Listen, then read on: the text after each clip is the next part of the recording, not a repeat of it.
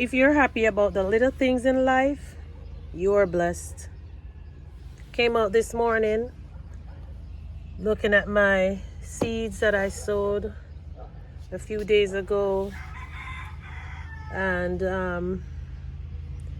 right now I'm feeling so emotional because of the fact that we tend to allow things sometimes to get us down and to make us feel discouraged. But these little seedlings is a reminder that there is always hope in another day.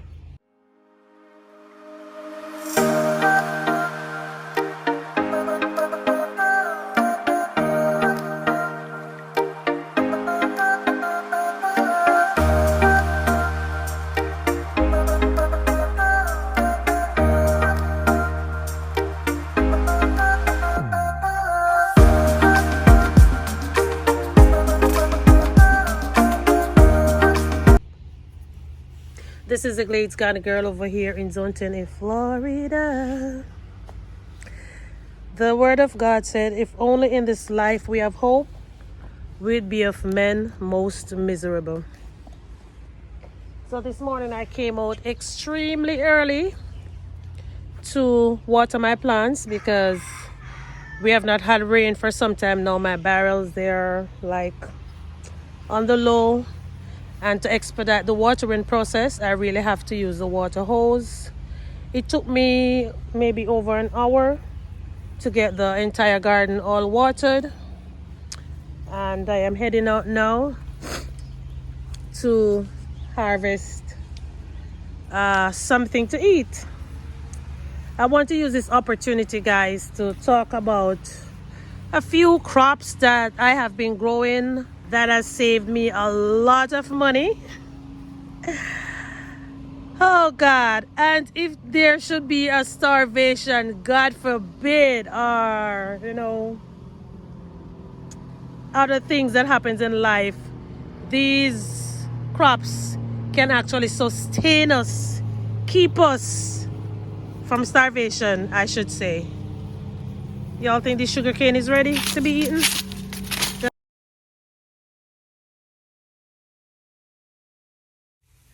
Alright guys, so since I am already harvesting this sugar cane, let me just go ahead and tell you a little bit of what I know about it. Here in the Glades area, it is grown commercially and it is very easy to grow. It has a long growth cycle and needs heat and sufficient moisture during this time. Now, personally, I cannot recall ever watering my sugar cane apart from when it rains. Yes, so once it is established, it will grow for 9 to 16 months or 18 to 24 months in cooler climates and reach a height of up to 4 meters before the crop is mechanically harvested between the months of June and December. So I read that the practice of ratooning is used to produce multiple crops from one plant. Ratooning is an ancient method of propagation in sugarcane in which the subterranean buds on the stubble, the part of the sugarcane left underground after harvesting, gives rise to a new crop and stand, which is usually referred to as the ratoon or the stubble crop, or as opposed to plant crop, which is raised from seeds or seedlings. Now, based on my observation, sugarcane is definitely a perennial tropical grass. It exhibits a unique growth pattern characterized by lateral shoots emerging at its base, leading to the development of multiple stems. And that is one of the things I like about it. As long as you have space, this thing will just keep growing. In other words, it is very invasive if you allow it to grow, which is a good thing. Now, according to research, it is mentioned that sugarcane comes back year after year and it can be grown up to 4 years. From my personal experience, this thing will just continue growing forever as long as it has space, as I just mentioned. Now, here are some interesting facts about sugarcane. So the plant can be pulped to make paper, while the thick reeds of the sugarcane can be used in a similar fashion to bamboo to make products like pens and mats. In tropical climates, the sugarcane reeds can also be used to make thatch roofing for buildings. Isn't this amazing? Wow. Okay, so let's head on to our next survival crop, and it is bananas. So just like the sugarcane, bananas are very easy to grow if they're given the right care, and they are fast growing and respond well to water and the nutrients. They do require about 4 to 6 inches of water per month for normal growth and production. So I think I have two bananas at the back of my fence, so I'm heading out now to see which one of them I am going to harvest. Bananas can produce fruit within 10 to 15 months under optimal conditions. The dwarf Cavendish variety is recommended for South Florida homeowners, and other varieties adaptable to South Florida's climate are apple, ladyfinger, and the honey. I am only familiar with the honey banana, I think the Chiquita, and the ones that I am growing. All right, guys, so here are some fun facts about bananas, and this is the most amazing part. So, you might be wondering, what can I use bananas to make? Number one, I have made banana bread with bananas already, and of course, it is the ripe ones. You can also make banana muffins, banana cookies. You can add it to smoothie, turn it into ice cream, and whip up a bag of other stuff. It can be boiled, and it also can be fried to make banana chips.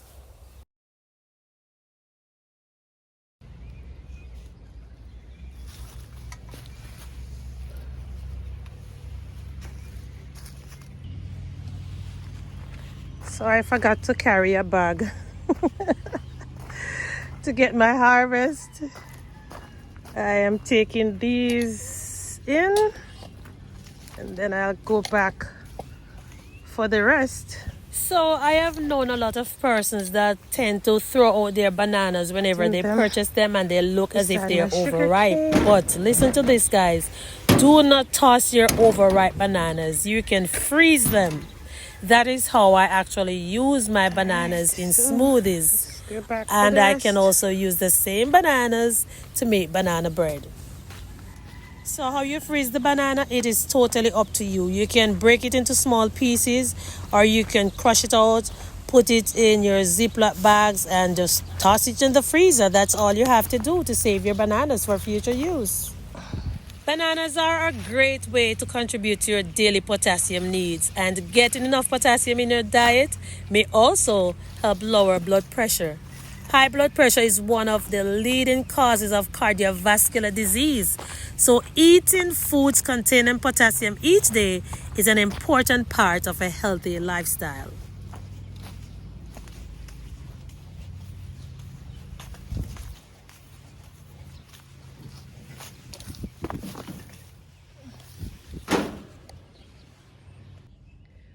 So now that you have learned a little bit about bananas, why not go ahead and try growing some today? In some countries, they actually prepare this part and eat it.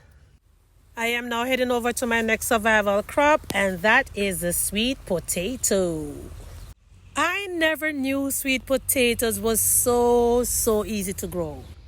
And let me just start by saying that the sweet potato young shoots, they can be eaten like callaloo. So this area right here can be harvested before the sweet potato matures. Better yet, let me show you. Like, I don't want to take it off, yeah, but these are the shoots right here. They can actually be eaten. So let's talk about these sweet potatoes. The first time I grew sweet potatoes, my husband got me some vines.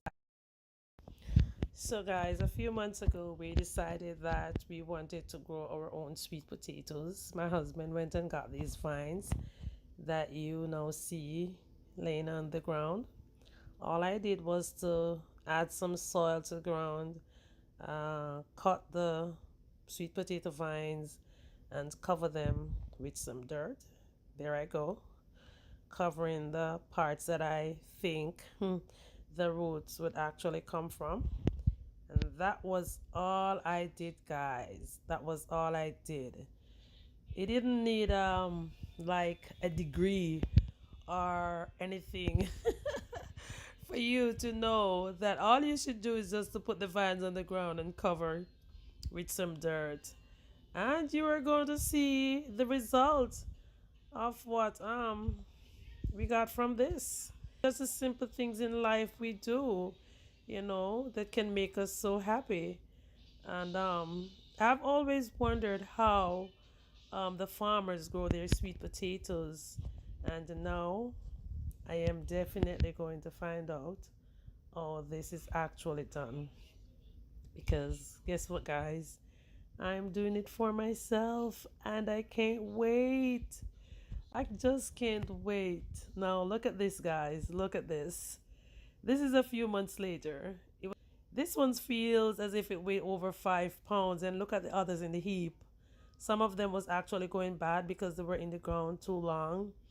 Here are two more beautiful babies that we dug up. My husband dug furiously under the Spanish needle, the sugar cane, and the sweet potato vines to find more potatoes. Oh my God. I believe this is one of the best times in gardening when you can see the fruit of your labor. I was so happy, so happy, extremely happy to be harvesting something that I grew for myself. God is truly amazing. I just want to give him thanks. I mean, it wasn't any hard work. As I said, I just put the vines on the ground, cover it with dirt, and this is the result. Sweet potatoes. Oh my God. And one of the things that I love about sweet potatoes, you can store it for a very long time before anything happens to it. And like the banana, we can make puddings with the sweet potato. We can bake it. We can make chips with it. What else can we do with it? I mean, we can be very creative in making stuff when it comes to the sweet potato. Um, Depending on your taste and your preference, you'll just prepare it accordingly. Okay, so when I just started gardening, I was doing some research and I saw where persons normally get the potatoes and put it on for a while and then they use the slips to grow potatoes. But it was after that I found out that the potatoes can actually be grown just by using the vines.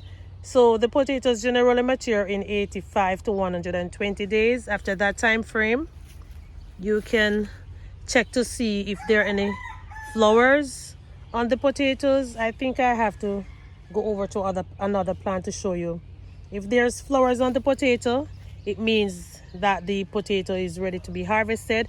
It might not be showing above the ground, which it does sometimes, but you would have to search to see if there's any, and then you'll harvest it. Look at this. Look at this.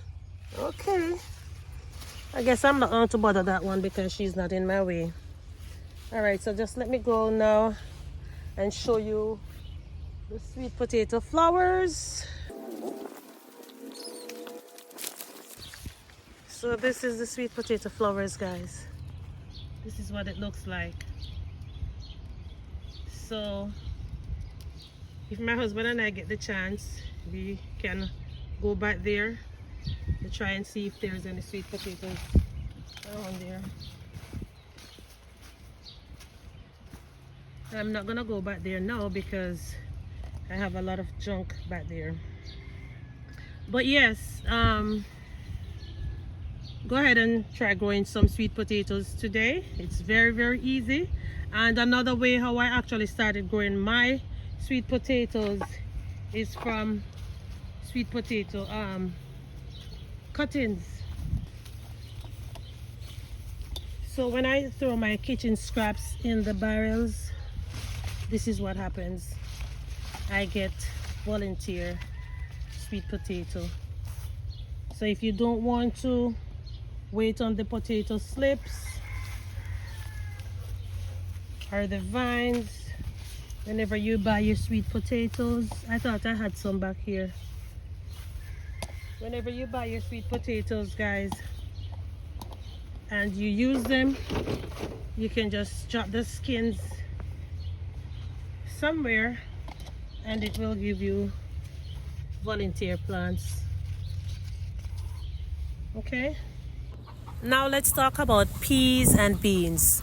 There are several different varieties of beans and peas, but the ones that I have been growing are the red noodle pole beans, garden pole beans, and some pigeon peas.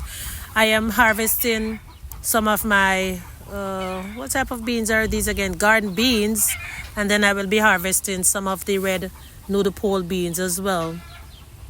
Personally, I like to direct sow the seeds because for some reason whenever I sow them in other areas or containers and try to transplant them, they never last. So the pigeon peas will continue to grow until the end of the year. It will reproduce again. But the bush beans produce in about 50 to 55 days, while the pole beans will take 55 to 65 days. Now the bush beans often come in all at once, so we should stagger our planting every 2 weeks to get a continuous harvest. Pole beans need their vines to grow and will produce for a month or two if we keep harvesting them. So both beans grow best when direct seeded outdoors and when the soil has warmed up to 55 degrees Fahrenheit, that is 12 degrees Celsius, and we should not plant them too early because the cold and moist soil will delay germination and cause the seeds to rot. The reason why I chose beans to be a part of my survival crop is because they can be stored for a very long time. They can be refrigerated, put in jars, and you can even eat them as soon as you harvest them. These are the beans I just harvested. I'm boiling them with a few potatoes I harvested a few days ago. Next up on my list is my beautiful red amaranth. I also grow them in green. So for amaranth, it is a very nutritious grain that contains antioxidants, fiber, proteins, and micronutrients. It promotes numerous health benefits and offers protection against various chronic ailments, including hypertension, diabetes, cancer, and cardiovascular disease. Amaranth is a highly nutritious plant, and in the ancient days, it was grown for the rich fiber and protein, as I did mention, and is important for a particular nutrients such as manganese, magnesium, phosphorus, and iron. So growing amaranth is very, very easy. All you have to do is to get the seeds, sprinkle it in an area where you want it to grow, and you will have an abundance of amaranth in a short period of time. I recently harvested some amaranth and I topped this one off along with these because I wanted to see how fast they would actually reproduce. And let me look, I can already see that it is putting out some new leaves right here. And no, I didn't cut that one, but yes, if you look closely, guys, look, it is putting out new leaves already. So I would consider this as a cut and comeback. And alongside the amaranth, I believe that I would also choose to grow spinach. This one, oh my goodness gracious, this grows so fast. And as soon as you harvest the leaves, guys, you will see the plant putting out a lot of new seeds because it looks like it is always in a production mode. I'm trying to get those seeds. Here are the beautiful seeds. So what I'm going to do, I am going to harvest some seeds in a few months, and then I am definitely going to be growing some more spinach. And this is one of my green amaranth, guys. You see how beautiful it is?